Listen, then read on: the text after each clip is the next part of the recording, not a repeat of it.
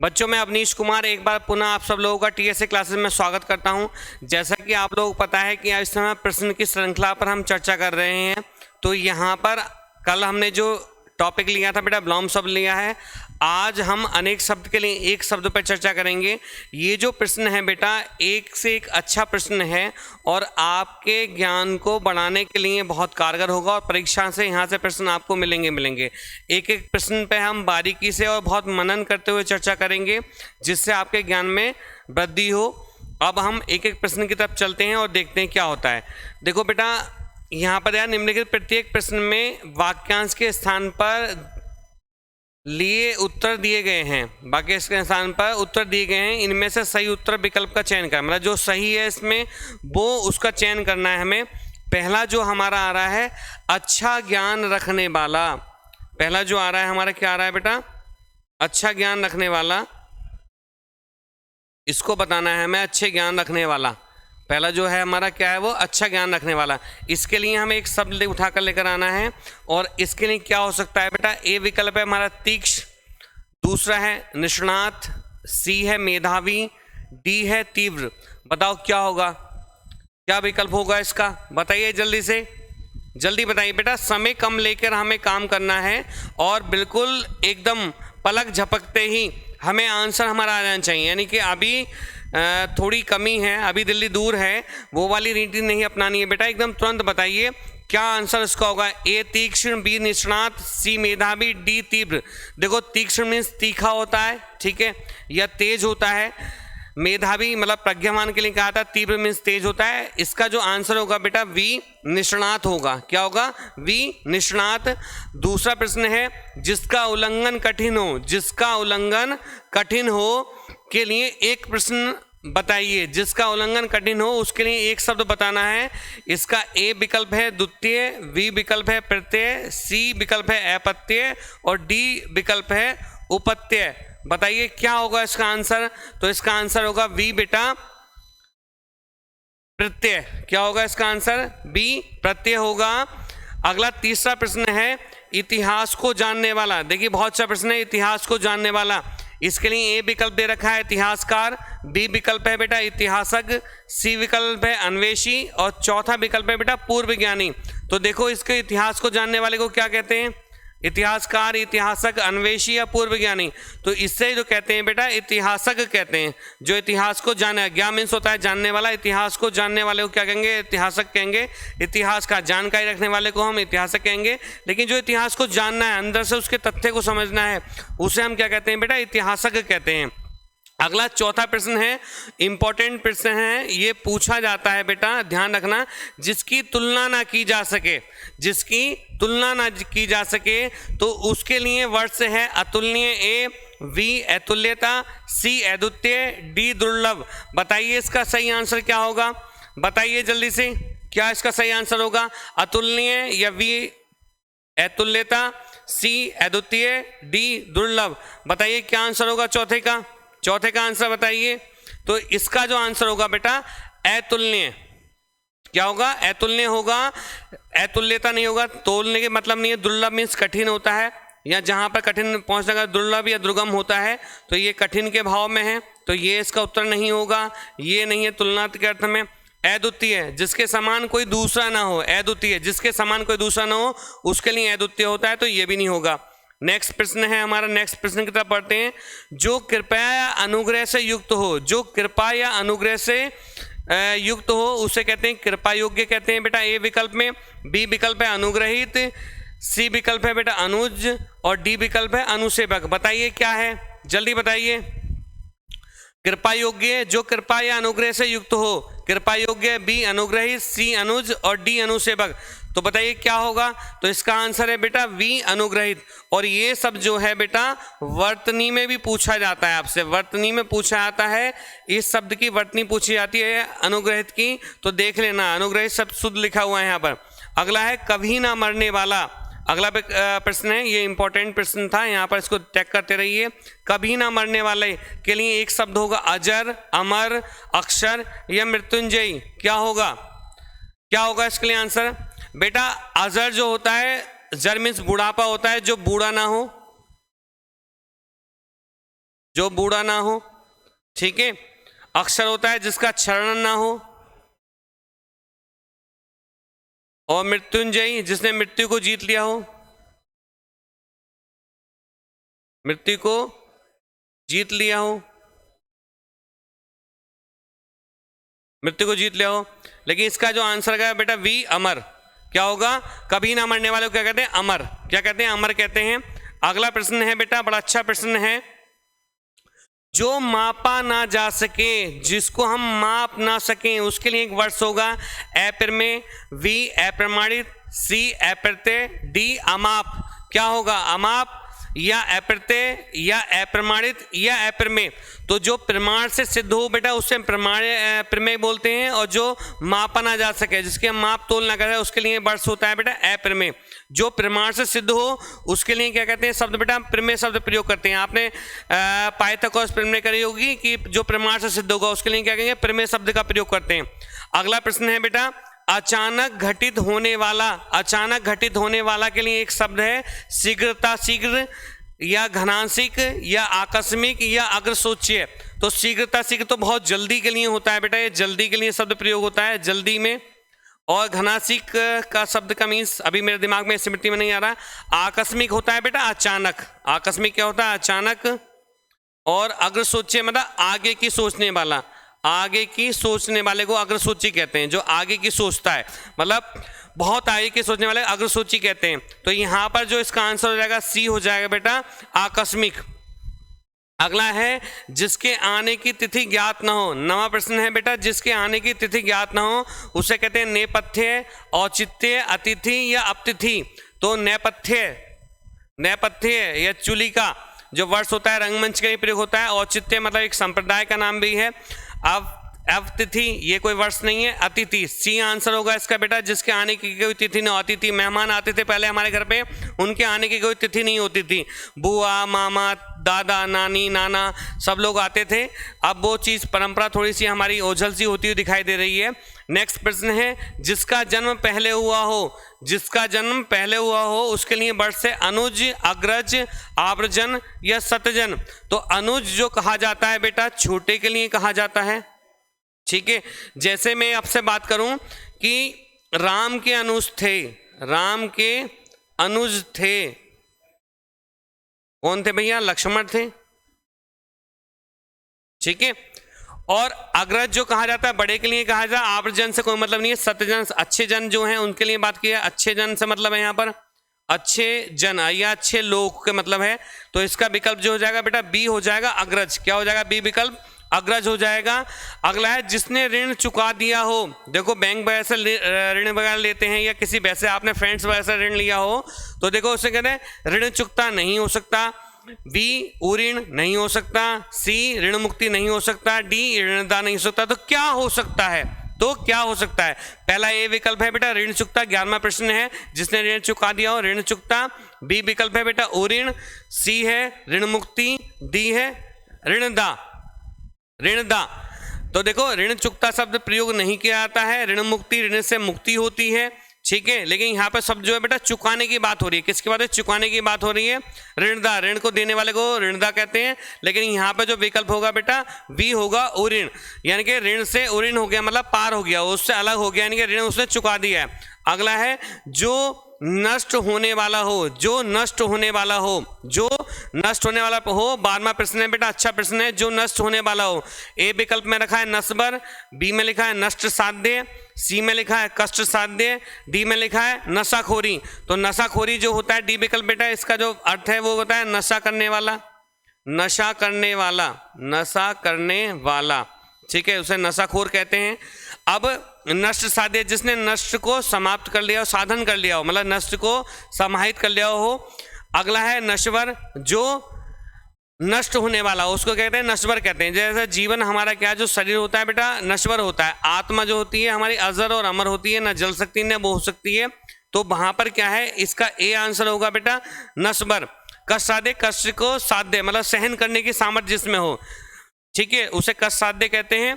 तो इसका आंसर जो होगा ए होगा बेटा नश्वर। क्या होगा? ए नश्वर इसका आंसर होगा। नेक्स्ट प्रश्न की तरफ बढ़ते हैं हम। नेक्स्ट प्रश्न की तरफ बढ़ते हैं। जिसे लज्जा ना हो, 13वां प्रश्न है जिसे लज्जा ना हो, तो उसके लिए शब्द होता है बेटा प्रलज, एलज, कृलज या निर्लज। देखो बच्चों, यहाँ पर जो प्रश्न की हमने श्रृंखला रखी है ये आपके लिए बहुत उपयोगी है। वीडियो को ज़्यादा लाइक और सब्सक्राइब आपको करना है। और देखो यहाँ पे प्रश्नों की जो श्रृंखला ली है बेटा हमने, बहुत बारीकी के साथ में हम इस पे चर्चा कर रहे हैं। ये कहीं ना कहीं किसी न किसी प्रतियोगिता में आपके लिए काम करेंगे आगे इन फ्यूचर भविष्य में जो होंगी हमारी, लेकिन ये पैट के लिए भी बहुत इंपॉर्टेंट है और जो बच्चे कांस्टेबल की तैयारी कर रहे हैं उन लोगों के लिए भी उपयोगी है। अगला बताइए, जिसे लज्जा ना हो, 13वें का प्रश्न बताइए, जिसे लज्जा ना हो। प्रलज कहेंगे, अलज कहेंगे, कृलज कहेंगे, निर्लज कहेंगे। प्रलज नहीं होता, ए विकल्प प्रलज इसका नहीं होता, बी एलज नहीं होता, सी कृलज नहीं होता, तो डी इसका आंसर होगा बेटा निर्लज। जिससे लज्जा ना हो, जिससे शर्म हया बिल्कुल ना, कहते हैं निर्लज हो तुम तो कतई। अगला है विदेश में प्रवास करने वाला, देशज, विदेशज, अप्रवासी या प्रवासी। देशज देश में रहने वाले, विदेश में प्रवेश करने वाला, विदेश में प्रवास करने वाला, 14वें का आंसर होगा विदेश में प्रवास करने वाला। विदेश में प्रवास मतलब निवास रहने वाला, प्रवासी कहा जाता है उसके लिए।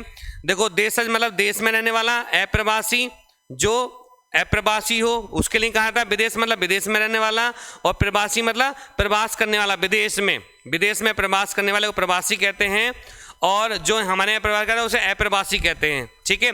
अगला है जो पृथ्वी से संबद्ध हो, जो पृथ्वी से संबंध हो उसके लिए वर्ष होता है पृथव्य या पार्थे या पार्थिव या पृथ्वीजन। बताइए 15 का आंसर क्या होगा, 15 का आंसर बताइए जल्दी से।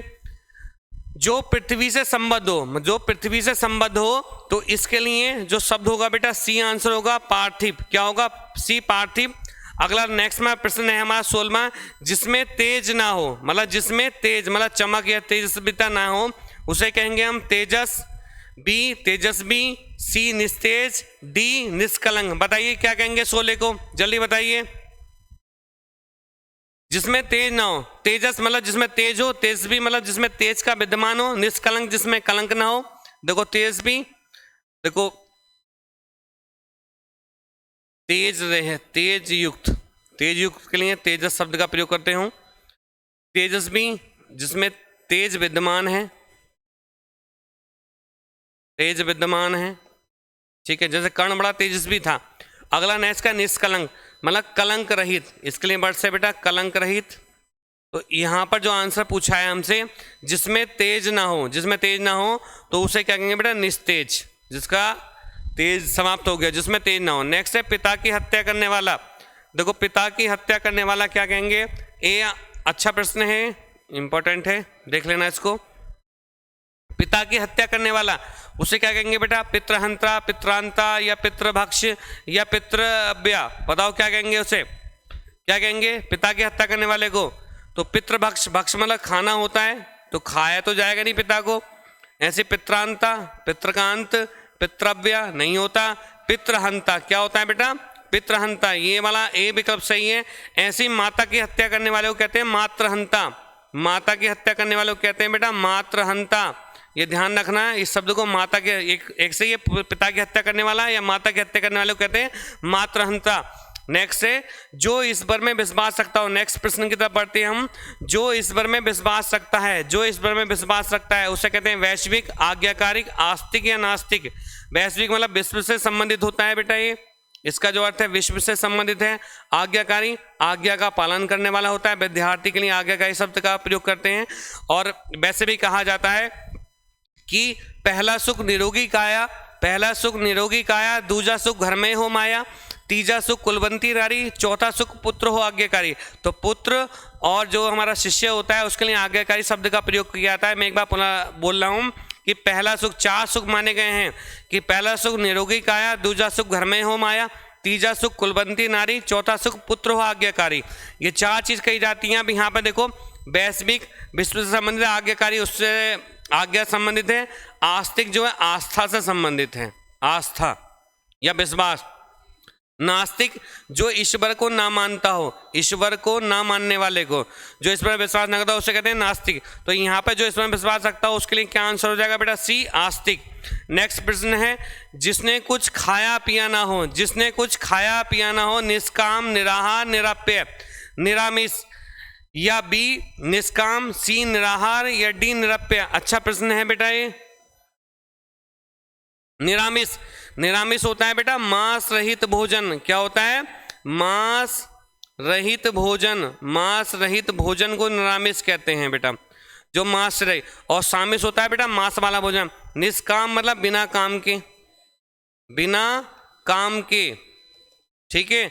निरप्य बिना प्राप्ति के, बिना प्राप्ति के भाव होता है इसमें। अगला है निराहार, मतलब बिना आहार के जो होगा उसे हम कहें जिसने कुछ ना खाया हो, तो इसका आंसर होगा सी निराहार, ठीक है, निराहारी। अगला है जिसका कंठ नीला हो, जिसका कंठ नीला हो। प्रश्न है जिसका कंठ नीला हो उसे नीलकंठ कहेंगे, नील गला कहेंगे, नील गाय बोलेंगे या नीलेश्वर बोलेंगे? बताइए भी इसका आंसर क्या कहेंगे? जिसका कंठ नीला हो, ठीक है। तो उसके लिए क्या शब्द होता है बेटा? ए नीलकंठ, बी नीलगला, सी नीलगाय या डी नीलेश्वर? तो देखो उसे क्या कहेंगे बेटा? नीलकंठ वो कहेंगे। क्या बोलेंगे? ए विकल्प आंसर हो जाएगा नीलकंठ। और नीलकंठ में शब्द में समास कौन सा है बताइए आप लोग? नीलकंठ में समास कौन सा है? दूसरा। नीलगला, नीला गला भी नहीं कहेंगे हम, नीलगाय, नीली गाय, ठीक है। नीलेश्वर, नीलेश्वर, ठीक है। तो यहाँ पर क्या क्या समास होगा? इसमें समास बताना है आप लोगों को मेरे को। समास, नीलगाय में समास बताना है आपको, समास क्या होगा इसमें। और नीलेश्वर में समास क्या होगा आपको समास बताना है मेरे को, ठीक है। इन तीनों में समास भी है, समास बताना है आपको। नेक्स्ट प्रश्न की तरफ बढ़ते हैं हम। नेक्स्ट प्रश्न की तरफ बढ़ते हैं हम।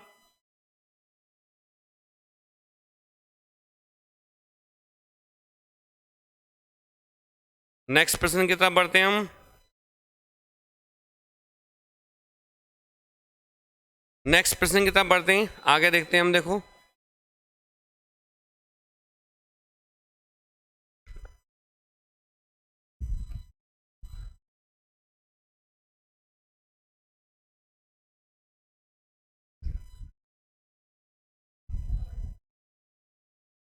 देखिए नेक्स्ट प्रश्न की तरफ बढ़ते हैं हम।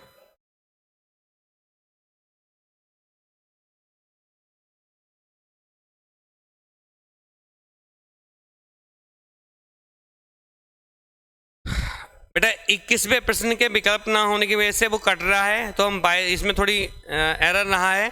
हम 22वें प्रश्न की तरफ बढ़ते हैं। ये प्रश्न क्या है? ध्यान देने योग्य। ध्यान देने योग्य के लिए एक शब्द होगा ध्यातव्य, धानी या ध्यान ज्ञान या ध्यान तत्व। ध्यानत्व क्या होगा बेटा? 22 का आंसर बताइए, 22 का आंसर बताइए। 22 का आंसर क्या होगा ध्यान देने योग्य के लिए? देखो ध्यान ज्ञान तो जो होता है बेटा, ध्यान ज्ञान जो होता है हमारा, देखो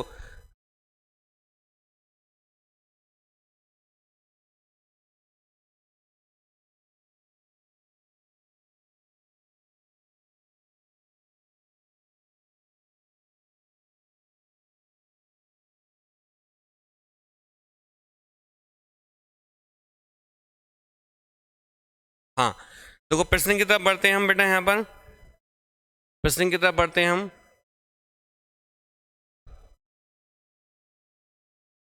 प्रश्न की तरफ बढ़ते हैं हम।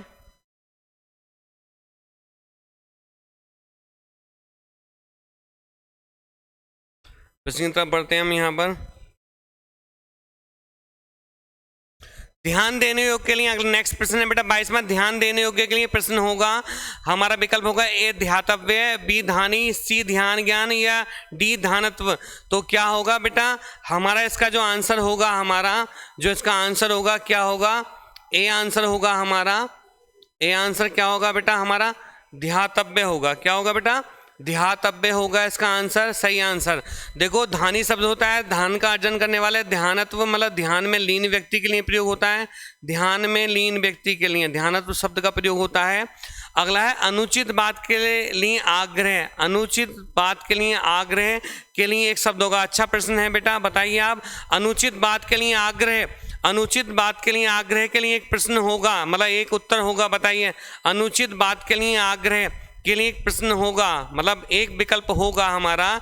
ए अनुग्रह, बी दुराग्रह, सी ग्रहोचित या डी सुराग्रह। क्या होगा बताइए? 23 का आंसर बताइए।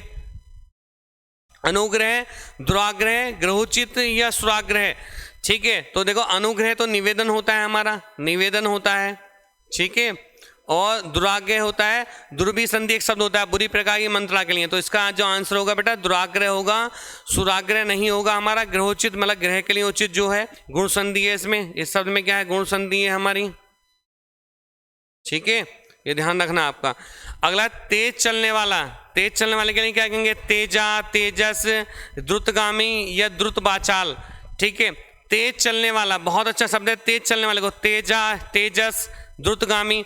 बेटा तेजस तो जो हमारे एक विमान का भी नाम है तेजस विमान, ठीक है। तेजा वैसे नाम होता है किसी का व्यक्ति का, ठीक है, फिल्मों में देखा होगा तेजा। अगला है द्रुत बाचाल मतलब बहुत तेज बोलने वाला, द्रुत बाचाल मतलब तेज बाचाल मतलब बहुत तेज बोलने वाला, बहुत जल्दी जल्दी फटाफट बोलने वाला, ठीक है। जैसे हमारा आपने देखा होगा द्रुत बाचाल से मतलब होगा द्रुत मतलब तीव्र गति से बाचाली। आपने देखा होगा कि जैसे 100 खबरें आती हैं फटाफट हमारी, ठीक है, तो बहुत तेज से जो हमारे एडिटर महोदय बोलते हैं वो द्रुत बाचाली होती है, मतलब बहुत तेजी के साथ मतलब फास्ट स्पीड के साथ बोलना द्रुत बाचाली कहलाती है। नेक्स्ट है हमारा द्रुतगामी, द्रुतगामी, लेकिन वहाँ पर भी एक वो है, इस बात का शब्द को देख लेना आप कि द्रुत बाचाल शब्द जो है जो भाव है बहुत तेजी से बोलने के लिए है, जब फटाफट जो स्पीड के साथ में बोलते हैं हम। तो यहाँ पर जो इसका आंसर है तेज चलने वाला द्रुतगामी। गमन गामी शब्द है, गमन करने से, गमन मतलब जाने का, गम धातु है जाने के भाव में, तो द्रुत मतलब तीव्र गति से जाना, तीव्र गति से जाने के लिए क्या शब्द होगा बेटा द्रुतगामी। अगला प्रश्न है हमारा, नेक्स्ट प्रश्न है हमारा, नेक्स्ट प्रश्न है हमारा तीन वेदों का ज्ञाता, तीन वेदों का ज्ञाता या तीन वेदों का ज्ञात या ज्ञाता है। देखो यहाँ पर शुद्धि है तीन वेदों का ज्ञाता है, ठीक है, के लिए शब्द होगा त्रिदेव, त्रिनेत्र, त्रिवेद या त्रिवेदी। बताइए क्या होगा, ठीक है। तीन वेदों के ज्ञाता के लिए क्या कहेंगे त्रिनेत्र, त्रिदेव। त्रिदेव तो बेटा देखो इसका तीन वेदों का, त्रिदेव मतलब तीन देवताओं का समूह, तीन देवताओं का समूह होगा त्रिदेव में तो, ठीक है, ब्रह्मा विष्णु और महेश। त्रिनेत्र तीन है नेत्र जिसके, तीन नेत्र को धारण करने वाला अर्थात भगवान शिव। ऐसे त्रिवेद, त्रिवेद मतलब तीन वेद, तीन वेदों का समूह, इसे यहाँ पे क्या कहेंगे बेटा त्रिवेदी कहेंगे, जिसे तीन वेदों का ज्ञान हो उसे कहते हैं त्रिवेदी। अगला है, अगला प्रश्न है बेटा मोस्ट इंपॉर्टेंट प्रश्न है, यहाँ पर देखो उसको, मोस्ट इंपॉर्टेंट प्रश्न है हमारा तैरने की इच्छा। तैरने की इच्छा लेंगे त्रिषा, त्रिक्षा, तितिर्षा या वितिर्षा। बताइए क्या होगा, 26 का आंसर बताइए जल्दी से, 26 का आंसर त्रिषा, त्रिक्षा या तितिर्षा या वितिर्षा। तो इसका आंसर जो होगा तितिर्षा। ये बेटा तैरने की इच्छा होती है, तैरने की इच्छा, ठीक है। अगला है जीतने की इच्छा, जीतने की इच्छा, जीतने की इच्छा क्या होती है जिज्ञासा, जिज्ञासु, जितेंद्रिय, जिगीषा। देखो जीतने की इच्छा के लिए वर्ड्स होगा, इंपॉर्टेंट शब्द है, अच्छा है, पूछा आता है इसमें। देखो चार चीजों का, चारों का बताऊंगा आपको मैं। देखो जिज्ञासा होता है बेटा जानने की इच्छा, क्या होती है जानने की इच्छा, जानने की इच्छा के लिए शब्द होता है बेटा वन वर्ड्स जिज्ञासा। ऐसे क्या जिज्ञासु होता है जानने का इच्छुक, जानने का इच्छुक, जानने का इच्छुक के लिए एक वर्ड जो प्रयोग होता है बेटा वो होता है हमारा जानने का इच्छुक शब्द के लिए शब्द जो प्रयोग होता है बेटा जिज्ञासु शब्द होता है जितेंद्रिय, जिसने इंद्रियों को जीत लिया हो। किसने इंद्रियों को जीत लिया हो, इंद्रियों को जीत लिया हो, इंद्रियों को जीत लिया हो, इंद्रियों को जीत लिया हो, उसके लिए एक वर्ड प्रयोग होता है बेटा जितेंद्रिय। और जिगीषा होता है बेटा, जिगीषा होता है जीतने की इच्छा। तो इस प्रश्न का आंसर होगा जीतने की इच्छा। और ये आपको थोड़ा मैं बता दूं, ये जिगीषा मेरी बेटी का भी नाम है, जिगीषा मेरी बेटी का नाम है, बड़ी बेटी है जिगीषा, उसका भी नाम है जिगीषा, मतलब जीतने की इच्छा। नेक्स्ट प्रश्न है हमारा, नेक्स्ट प्रश्न है हमारा चक्र को धारण करने वाला, चक्र को धारण करने वाले के लिए एक शब्द होगा चक्रवाक, बी चक्रधारी या चक्रभेदी या चक्राकार। तो देखो चक्र बाक, बाक मतलब वाणी के लिए होता है, तो चक्र बोलने वाला ये तो नहीं होगा, बोलने वाले के भाव में तो नहीं होगा ये बोलने वाला, ठीक है, ये भाव नहीं होगा। चक्रधारी धारण करना, धाने वाला, ये विकल्प यहाँ पर इसका है ही, इसका बी विकल्प चक्रधारी, चक्र को धारण कर चक्रधारी करें। चक्रभेदी जिसने चक्र को भेद दिया हो, भेद दिया हो, जैसे चक्रव्यूह था, किसने भेद दिया था चक्रव्यूह उसको, अभिमन्यु ने, अभिमन्यु ने चक्र को भेद दिया था, जो चक्रव्यूह था उसका भेदन कर दिया था अभिमन्यु ने। और चक्र का, चक्र के समान आकार, चक्र मतलब गोल चक्र के समान आकार का। अगला है चार वेदों का ज्ञाता, चार वेदों का ज्ञाता, चतुर्वेदी, चतुर्वेदी। तो इसके लिए शब्द होगा वेदराम, वेदराम नाम है, ये नाम है, संज्ञा है केवल हमारी, ठीक है। वेदपाल, ये यहाँ पर नहीं हो सकता, ये भी संज्ञा के भाव में, वेद का, वेद को पालन करने वालों को वेदपाल कहा जाएगा। द्विवेदी, द्विवेदी मतलब दो वेदों के लिए कहा जाता है, दो वेदों के जानकार को कहा जाता है द्विवेदी। और चतुर्वेदी कहा था चार वेदों, तो इसका 29 का आंसर हो जाएगा सी, सी आंसर हो जाएगा बेटा सी। इसका आंसर क्या हो जाएगा सी, सी हमारा आंसर हो जाएगा 29 का, चतुर्वेदी। नेक्स्ट प्रश्न की तरफ बढ़ते हैं। संध्या और रात के बीच की बेला, संध्या और रात के बीच की बेला क्या कहलाती है? संध्या रात, या दिन ढला, या गोधूली, या गोधूम, गोधूम या गोधूली, या दिन ढला, या संध्या रात। बताइए क्या कहेंगे? 30 का प्रश्न बताइए, 30 का आंसर बताइए। संध्या और रात के बीच की बेला का जो समय होता है बेटा उसे गोधूली कहते हैं, उसे कहते हैं गोधूली। जब बेटा इसका वन वर्ड्स ये भी हो सकता है कि संध्या काल के समय जब गायें चरकर लौट कर आती हैं उस बेला को क्या कहते हैं? तो उसको कहते हैं बेटा गोधूली। क्या कहते हैं? गोधूली। और गोधूम बेटा ये गेहूं का, गेहूं जो होता है गेहूं, उसका तत्सम है। गेहूं का तत्सम क्या है हमारा बेटा? गोधूम है। क्या है बेटा? गोधूम है। नेक्स्ट प्रश्न की तरफ बढ़ते हैं हम, नेक्स्ट प्रश्न की तरफ बढ़ते हैं। देखो बेटा कितना बारीकी से आपको बताया जा रहा है, ये आपके ज्ञान में वृद्धि करेगा और आपके अच्छे समझ में भी आएगा। नेक्स्ट है कांटों से भरा हुआ, तो कंटका कीर्ण कहेंगे, कंटक बोलेंगे, कंटाभ्र बोलेंगे, कंटिका बोलेंगे। बताइए 31 का आंसर क्या होगा? 31 का आंसर क्या होगा? 31 का आंसर बताइए क्या होगा, जल्दी बताइए। कंटका कीर्ण, या कंटक, या कंटाभ्र, या कंटिका। बताइए। देखो कंटक मीन्स होता है कांटा, क्या होता है? कंटक मीन्स को क्या होता है बेटा? कांटा होता है, ठीक है। कंटा का कीर्ण मतलब नुकीला कांटा, कौन सा? नुकीले कांटे के लिए भाव प्रयोग होता है, नुकीला कांटा, ठीक है। ऐसे कंट्रा अभ्र, कंट प्लस अभ्र, तो इसका सी आंसर है। कंट मतलब कांटा, अभ्र मतलब विद्यमान है, कांटों से भरा हुआ जो है। कंटिका नहीं प्रयोग होता शब्द हमारा, इसका अर्थ मेरी अभी स्मृति में नहीं आ रहा कंटिका का। नेक्स्ट प्रश्न की तरफ चलते हैं कि कुंती का पुत्र, कुंती का पुत्र के लिए शब्द होगा हमारा, कुंती के लिए का पुत्र के लिए शब्द होगा हमारा कौन? कुंतेई, कौनते, कांतार, या कुंतेश। बताइए 32 का प्रश्न क्या होगा? 32 का क्या होगा? कुंती के पुत्र के लिए एक शब्द होता है कौनते। क्या होता है? कौनते। क्या होता है? कौनते। और कर्ण का बेटा पर्याय भी है, ध्यान रखना, कर्ण का पर्याय भी है, कौनते कर्ण का पर्याय भी है, ध्यान रखना। नेक्स्ट प्रश्न की तरफ करते हैं। जिसे बाहरी जगत का ज्ञान ना हो उसे कूपमंडू कहेंगे, अज्ञानी कहेंगे, ज्ञानंदा कहेंगे, ज्ञानबोधा कहेंगे। देखो अज्ञानी होता है जिसे कुछ ज्ञान ना हो, कुछ ज्ञान ही ना हो, उसे अज्ञानी कहेंगे। और ज्ञानंदा, ज्ञानंदा ज्ञान का बहुत ज़्यादा आनंद लेने वाले ज्ञानंदा कहेंगे। ज्ञानबोधा जिसे ज्ञान का बोध हो गया हो, ठीक है, इसे कहेंगे कूपमंडू। क्या कहेंगे? कूपमंडू, जिसे बाहरी जगत का ज्ञान ना हो। कहते भी हैं कि कुएं वाले मेढक, कुएं वाले मेढक जिससे बिल्कुल पता ही ना हो, जब बरसात होगी तभी पता लगेगा कि दुनिया इतनी बड़ी हुई है। तो इसके लिए 33 का आंसर होगा बेटा ए, 33 का आंसर होगा ए। 34वें प्रश्न की तरफ बढ़ते हैं। जिस पर स्वयं के अतिरिक्त किसी और का अधिकार ना हो, जिस पर स्वयं के अतिरिक्त किसी और का अधिकार ना हो। सर्वाधिकार, एकाधिकार, अधिकार, या प्राधिकार। बताइए क्या होगा 34 का आंसर? 34 का आंसर क्या होगा? सर्वाधिकार होता है बेटा सबका अधिकार, सबका अधिकार, सबका अधिकार, ठीक है। तो ये तो इसका आंसर नहीं होगा, क्योंकि आपने देखा होगा सर्वाधिकार, सर्वाधिकार जैसे हमारे पार्क हो गए उन पर सबका अधिकार होता है हमारा, जो सामाजिक सामूहिक चीजें हैं हमारी उन पर सबका अधिकार, जैसे हॉस्पिटल हो गया सरकारी, तो अधिकार, अधिकार हमारा अधिकार है हमारा, जैसे मौलिक अधिकार हो गए हमारे। दूसरे प्राधिकार, प्राधिकार दूसरे पर। यहाँ पर जो आंसर इसका सी है, क्या है बेटा? सॉरी बी विकल्प है इसका आंसर, एकाधिकार। जिस पर स्वयं के अतिरिक्त किसी और का अधिकार ना हो, मतलब एकाधिकार रखता हूँ मैं अपनी जमीन पर, अपनी मालिकत में मैं एकाधिकार रखता हूँ, उसमें किसी दूसरे का हस्तक्षेप नहीं है।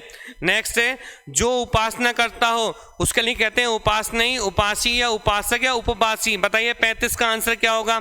35 का आंसर क्या होगा? उपसनई, उपासी नहीं, उसका सी आंसर होगा बेटा उपासक, ठीक है। नेक्स्ट प्रश्न की तरफ बढ़ते हैं। जिस स्त्री का भाग्य, जिस स्त्री का भाग्य अच्छा हो, सुभाग्य, सुभागा, सुभागु, या भागवान, क्या शब्द होगा उसके? 36 का आंसर बताइए। 36 का, तो उसके लिए सुभाग्य मतलब अच्छा भाग्य के लिए सुभाग्य शब्द प्रयोग करेंगे।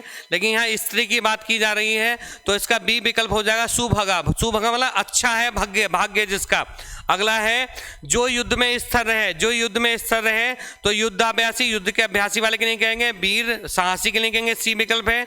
बी विकल्प है योद्धा, योद्धा मतलब युद्ध करने वाले को योद्धा कहते हैं, जो युद्ध करता है उसे योद्धा कहते हैं। और युधिष्ठिर, उससे क्या कहेंगे युधिष्ठिर, तो इसका आंसर होगा बेटा डी युधिष्ठिर। और ये शब्द बेटा वर्तनी में पूछा जाता है, ध्यान रखना युधिष्ठिर शब्द वर्तनी में पूछा जाता है, ठीक है। युधिष्ठिर शब्द वर्तनी में पूछा जाता है, ध्यान रखना है, ये आपके लिए बहुत महत्वपूर्ण है। अगला है दोपहर के पूर्व का समय, दोपहर के पूर्व का समय पूर्वाहन, मध्याहन, अपराहन या पूर्वोत्तर। तो पूर्व के उत्तर की दिशा पूर्वोत्तर कही जाएगी।